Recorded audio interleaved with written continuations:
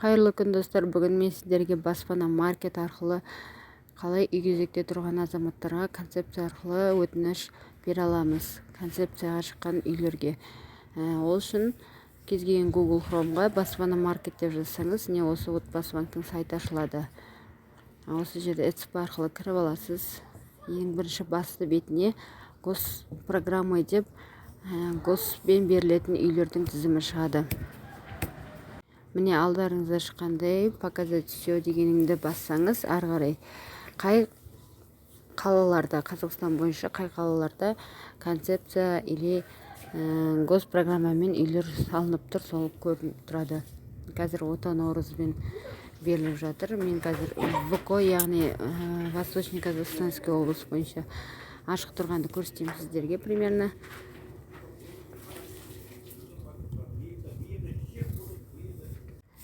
Осы жерге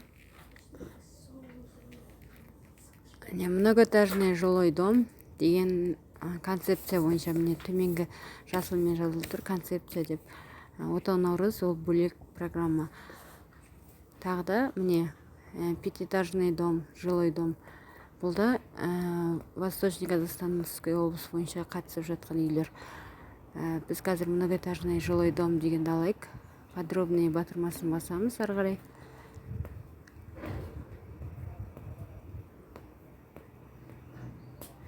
Осы жерде үйдің барлық, сіз қандай категориямен қатысайын деп жатырсыз. Үй кезекте қандай категориямен тұрсыз, соны таңдайсыз. Многодетный болса многодетный, жетім, қандай гос арқылы тұрсыз ба, соны таңдайсыз. Ал мына жерде описание деген бөлімде үйдің барлық қандай материалдан салынғаны, размері барлығы көрсетілген. Енді мына жерде блок жасылған, ашық тұрғандарды таңдасаңыз, ол үйдің блоктары, комната неше комнаталы екені көрініп тұрады, және қанша квадрат метр, 2 бөлмелі қанша квадрат метр барлығы көрініп тұрады. Керектісін өзіңіз таңдап аласыз. 3 бөлмелі болса 3 бөлмелі деп таңдайсыз, 2 бөлмелі болса 2 бөлмелі. Квадрат метріне қаншадан екенде көрініп тұр, 278 мыңнан. Және қабылдау уақыты 20-сынан 3-10 айға шейін деп тұр.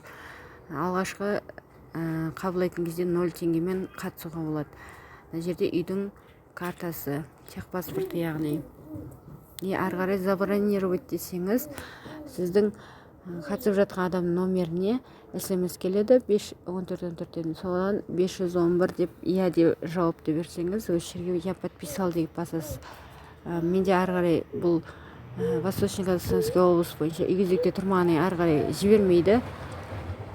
Өзіңіздің үй кезекте қай жақта тұрсыз, сол жер арқылы қатыса аласыз прописка бойынша. Ары қарай SMS келгеннен кейін сіздің алайын деп жатқан үйіңіздің этаждары, қай этаждан аласыз, соны таңдайсыз. Таңдап, және галочка қоятын жерлеріне галочка қойып, подписать етесіз. Ары қарай телефон номеріңізге SMS код келеді. Сосын ары қарай сіз успешно заявление тастадыңыз деп бетіне шығады. Оны енді сіз личный кабинеттен мои заявки деген бөлімнен қарап отырасыз. Алдыңыздағы адамдар төлем қабілеттілігін растай алса, өтіп кетеді. Олар растай алмаса, кезек сізге келеді. SMS келуін күтесіз.